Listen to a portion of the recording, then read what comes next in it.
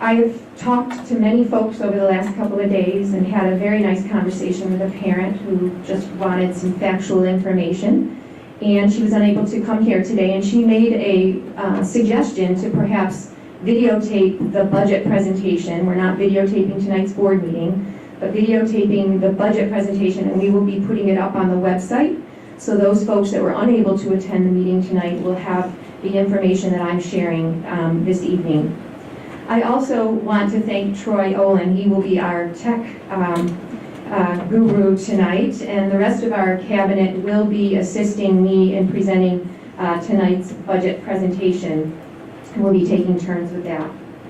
So to begin, this has been a very challenging budget cycle. I say that every year, but this one has been especially challenging. There have been endless hours of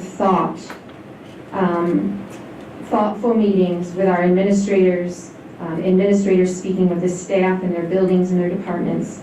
And my Friday message over the last few months has certainly shared my concerns regarding the balancing of the budget for 2018-2019. I do want to share that our initial state aid proposal showed an increase from one year to the next of only 0.3% of 1%. That is very difficult to try to balance a budget when you only have really two sources of revenue coming into your school district, state aid, and of course the tax cap levy. As of today, and we all know that the governor tries to meet the deadline of putting out a state government budget by April 1st, we have yet to see any additional state aid runs, and typically we will see one sometime in January, February, and we have not received any updates. I will say that the legislature, both the Senate and Assembly, have both passed additional proposals to the governor to increase the amount of aid for public education or for education throughout the New York State. The governor, as you know in the past, has oftentimes had several other agenda items that have really gotten in the way of passing a budget, and specifically gotten in the way of the amount of aid that is earmarked for education. I'm still optimistic that we will see a budget, but please know that we had to build this budget that the board will look to approve on 410 based on a 0.3% increase of 1%. Now, those aids come in different forms. So we might get a 1.6 increase in foundation aid, but they take aid away in each of those categories. So again, we're very worried. I will say that I advocate with our state legislature often. In fact, just a couple weeks ago, I shared with you that I made a personal call to Senator Robach. I said, Joe, here's what we're proposed to receive in state aid. I can't balance a budget. I can't balance a budget and maintain our current programs, staffing, and the things that we value in our district without some sense of getting additional state aid. Please help me understand. He shared with me that he thought we would be receiving additional aid. We don't know how much at this point, because no one has really shared any of that information. But he did share with me that the state and the governor's office is not good. It is not good. And that's scary for me. I said, Joe, what can we do? He says, I don't know. So again, I continue to find ways to advocate for our school district in terms of additional state aid. What I would ask is our board continues to advocate, the public, our community, our parents, our students, advocate at the state level. And what I would suggest is reach out to your local legislators. We have Senator Robach and Senator Ranzenhofer, and we also have Assemblyman Bronson. If that is not enough, I would suggest writing letters to the governor. I'm not sure the governor will listen, and this is my opinion, but we will annoy him by getting lots of letters in front of him. Again, we need more support for education. So in addition to our revenue that comes in through state aid, we also have a property tax cap levy limit that we have to work within. As you remember, when it was first put out, it was 2%. Well, it really isn't 2% because we have to follow a formula. There's exemptions that help protect districts. But we have always, this district has always tried to maintain a 2% tax increase. You've been committed to doing that. You're sensitive to the needs of the taxpayers while still sustaining and maintaining those traditional programs that our community and our students and families have valued. That is tough to do under these circumstances. Our tax cap levy limit has calculated out to be 2.51%, and this budget we are presenting to you will be at a tax cap of 2.51%. I will share with you that we are not alone in this battle. Many of our neighboring school districts throughout the county are struggling with the same. In fact, we are in much better shape than many of them, and I'm pretty proud of that. I will say that there are some of our neighbors that have a tax cap levy limit as low as 0.59% and some as high as 3%. It is very difficult to balance budgets under these circumstances. All of this makes it difficult to balance a budget that when we initially looked at it would warrant a 3 to a 3.5% increase. Tonight, we present this budget with only a 2.41% increase year to year. What does that mean? That means that we had to do a lot of work.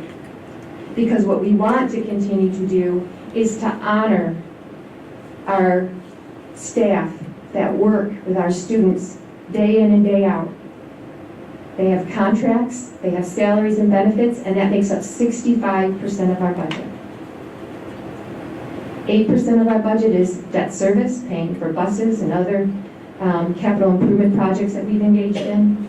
17% of our total budget goes toward BOCES services, and 10% is really those operational expenses in order to keep things moving and running and operating in the district.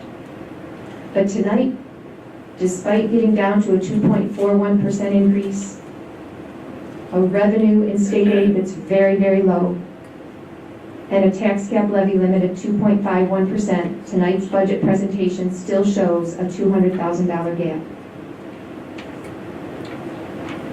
The voters, as you remember, approved a capital improvement project last May. These funds are separate. This aid is separate. So we cannot have the capital improvement project and the operating budget go hand in hand. It doesn't operate that way. I will say that this board has always been very sensitive to making sure that when we go out with a capital improvement project, that we are looking at how we're funding those projects in order to make sure that there's a consistent tax rate increase, that there aren't spikes up or down. Those same considerations have gone into building this annual operational budget that we are presenting to you tonight, all staying within the 2%. With this, we present the staffing portion of the budget for 2018-2019. On the non-staffing side, which we presented just a couple weeks ago, if you remember, we looked at a zero-based approach. Our budget is based on those things that we need. We looked at reducing costs in all departments. In this budget, and the budget presentation you're hearing tonight has left nothing unturned, nothing that we haven't looked at. So under the non-staffing portion, you have also looked at your own budgets. And you have said there are some things that we are not going to do in 2018-2019 to save funds. Professional development. We've had to look at professional development differently. So a lot of what you're hearing tonight is being creative in how we present many of these things. So for professional development, instead of having consultants come in that cost a lot of money, what we're looking at is professional development that can be given in our buildings by our current teachers that are doing amazing things. We're going to look at creative ways in which we can continue to allow for professional development for our teachers that are doing an amazing job and want to continue to grow and learn. Conferences. We're going to look at conferences very carefully. We're not saying no conferences because we see the value in that, but we will be making sure they align to our district goals. Field trips. We don't want to say no completely to field trips. We didn't in this budget, but we will be looking at them carefully. There's a reduction in the number of field trips. thoughtful decisions. Operations, facility, and transportation, we shared with you that there are some additional cuts in all of those budgets. You heard from each of our administrators a few weeks ago. And we also are looking at co-curriculars and other portions of the operating budget, the non-staffing portion of the budget. So tonight, we're going to talk about staffing. We are trying, and what we're presenting to you tonight is minimizing layoffs. What we are looking at is the bullseye that you see sitting in front of you, and these are the things that we considered. Please know and understand that tonight's decisions that are being presented to you is based on really looking at right-sizing our staff, something we have not done, something we have needed to do so that we don't feel an impact. And I'm proud to say that at the end of today's presentation, hopefully you will see that. But what's really important is that this is not just about the 18-19 budget. This is about future budgets well in the future. It is not looking good. The challenges are going to continue. So if you look at the bullseye, we start with resignations and retirements. The administrative team, even some of our staff will know, I'm always asking, do we need this position? Is there another way to deliver these services? We looked at our retirements and resignations very carefully. Part-time staff, all of which are annual appointments, as you know. So Michaela has been very upfront with each of our part-time employees regarding the vulnerability of the position each year. Class sizes, you see that outer ring of the bullseye. We spent a lot of time talking about class size and what's really important, what do we value as a district. You will notice that these were recommendations to balance the budget, really focus on UPK being at 18, kindergarten at 20, first grade 21, second grade 22, grade 3 is 23, grade 4 is 24, grade 5 is 25, grades 6, 7, and 8 are 25, and then at grades 10 and 11, we looked at 26, and 28 at grades 11 and 12. These were the numbers, the class sizes that we used to build the budget. And we're going to give you more specifics as we go through the presentation tonight. But know that in contract language, it does allow for us to have up to 25 in grades K-3 and in grades 4-12 up to 30 students.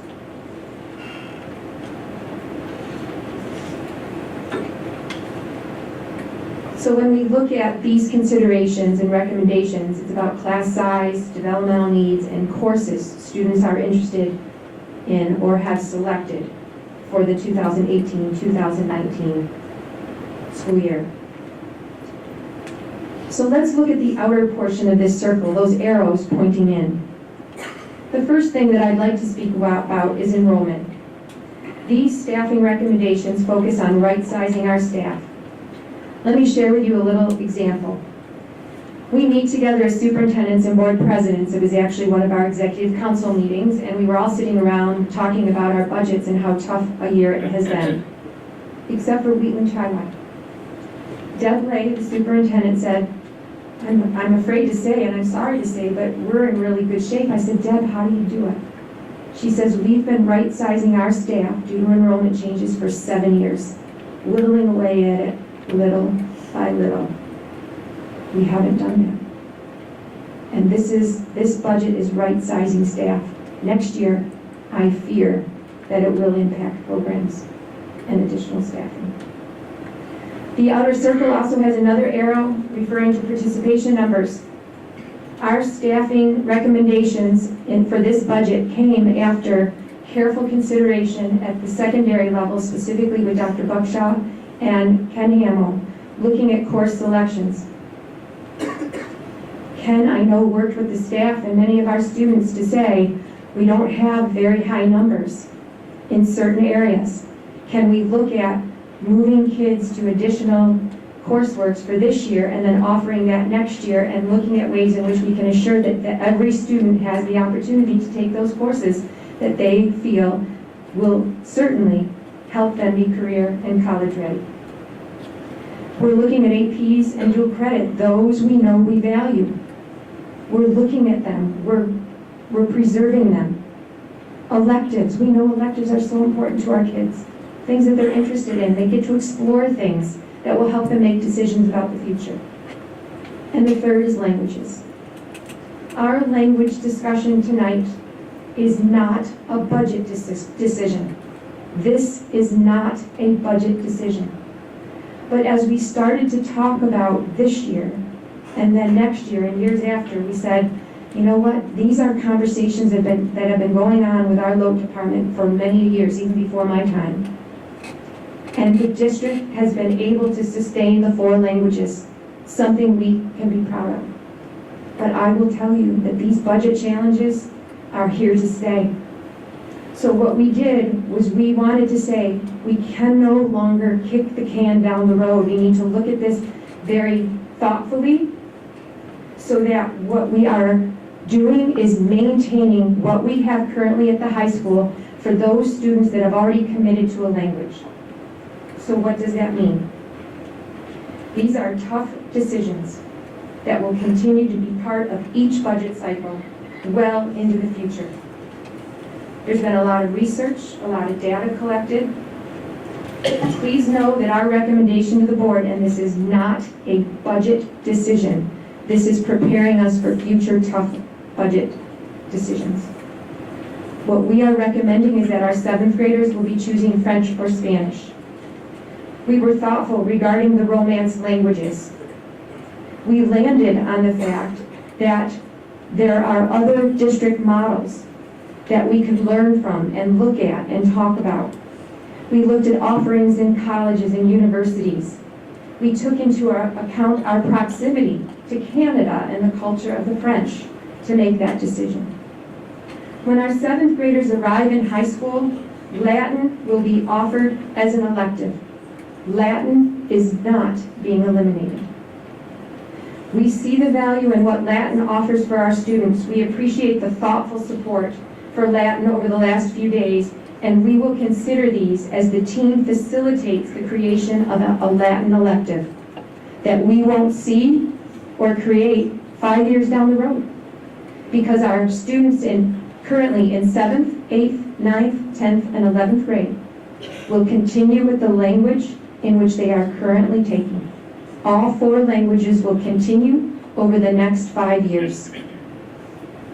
With the understanding that when our 7th graders, our current 6th graders, get to 7th grade, when they get to high school, they will have French or Spanish as their sequence of language, and they will have Latin as an elective. There are no layoffs with this recommendation. Let's talk about participation numbers regarding athletics. For several years, we have looked at participation numbers. We have added a Mod A or a Mod B to accommodate a sport that is of special interest amongst our students. We haven't filled a sport when numbers are low. These recommendations in this budget are no different than what we do year after year. In this particular budget, we are recommending the elimination of gymnastics. The numbers are low, and it is one of our more expensive sports. But we chose this particular sport because there are other opportunities for our students interested in gymnastics to join another neighboring team as a team of 1. There's consideration that we could merge with another team, and always an opportunity to encourage our student athletes that want to stay within district and find a different sport. We will assist in that. We've looked at modified boys soccer and baseball. There is a modified A program for grades 7, 8, and 9, and a modified B program for 7 and 8. We have typically run both Mod A and Mod B. The numbers are low. So we, in this particular budget, have recommended that we run just Mod B for our 7th and 8th graders to have an opportunity to participate, and our 9th graders can certainly participate at the JV level. The third arrow that you see around our bullseye tonight is the quality of programs. We are committed to making our programs robust. If we talk about language and LOTE, we want to keep our level 4s and 5s strong. We want to make sure there's opportunity for AP, SUPA, and dual credit courses for those that are certainly challenging themselves to stay with language and LOAF. Offering electives every other year.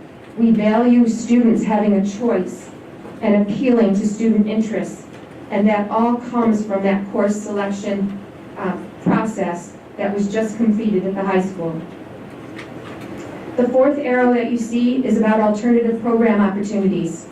We know that many of our students are interested in career and technical education programs, and this year we are pleased to announce that we will offer opportunities for many of our students to participate in what's referred to as a public service academy.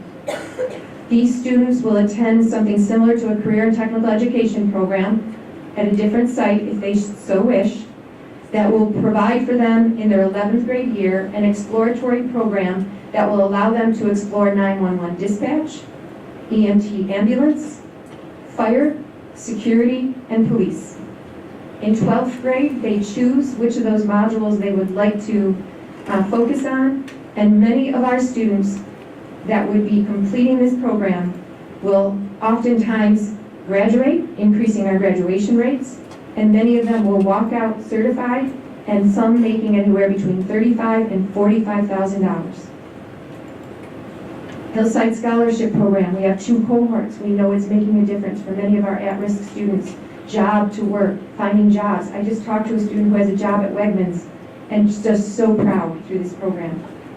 MCC STEP programs, our ability to offer alternative high school programs through Crossroads, Westside Academy. And then we can talk about our students with disabilities. We are always exploring opportunities to keep our Gage Child Eye students in district. We want to run district programs if we can. If we can't, we're going to find the best program for that child to excel. But Jason, since he's arrived, has done a lot of work. We today, Jason and I, just looked at the number of referrals over the past 9 years has typically been 48. To date, it's been only 10. Our approach is different. We're looking at all the different things that are keeping a child from excelling before they get classified as a student with disabilities. Each out-of-district program can cost up to $50,000. That is the cost of one teacher. We need to be very conscientious about bringing that back into district. I would rather invest that monies in hiring our own staff to run those programs that keep our kids in district. If we can't provide that in district, we will provide programs that best meet their needs. Tonight, you will hear more specifics from each of my colleagues, members of our cabinet. I will leave you with this.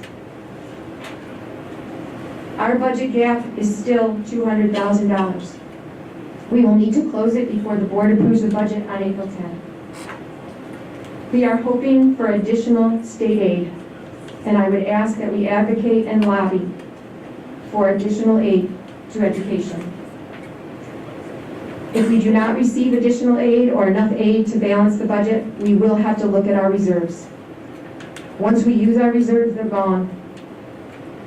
We do not recoup them other than raising taxes or reducing our expenditures so it becomes fund balance.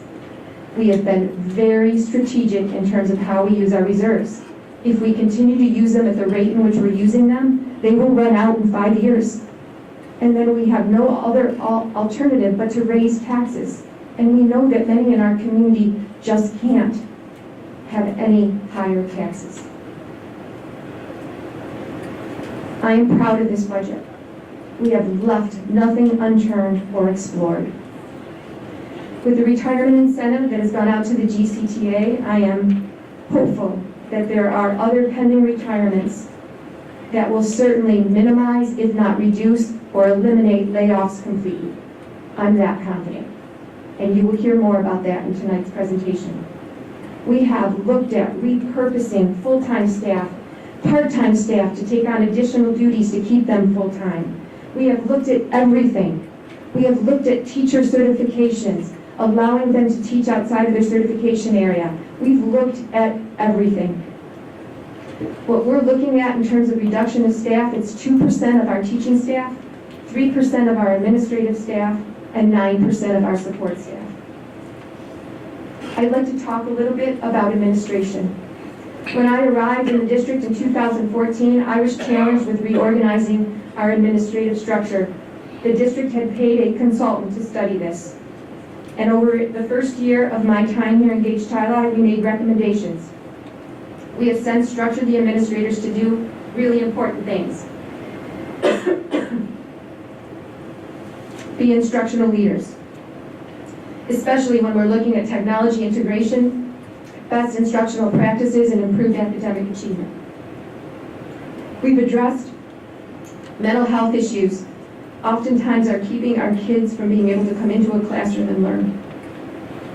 Provide professional development and other supports for our teaching staff that oftentimes are often looking to our administrators and saying, how do I do this? How do I help this child who's having a really hard time even sitting in his seat, much less learn and be prepared for those state assessments that oftentimes we're measured with? Also handling student discipline and ensuring safety and security. We know that this is a sensitive issue for many of us, especially following the tragedy in Parkland, Florida. And there's so much more. This budget includes district-level cuts, duties that will be absorbed by other administrators and other district-level staff. We had a .5 administrator submit a resignation for retirement. I asked the question, do we need to rehire this position? We have reallocated what that administrator is doing to our other administrators. These are the thoughtful things that have gone into presenting this budget to you tonight. As far as teaching and support staff, we're right-sizing staff. We're defining what our support staff does each day to support our students. This has been a thoughtful conversation.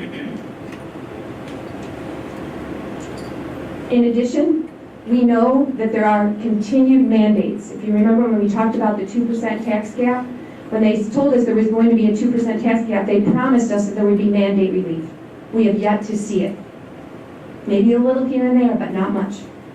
And just today, my conversation with Carol Stem is this. There is now a new mandate that we need to provide counseling.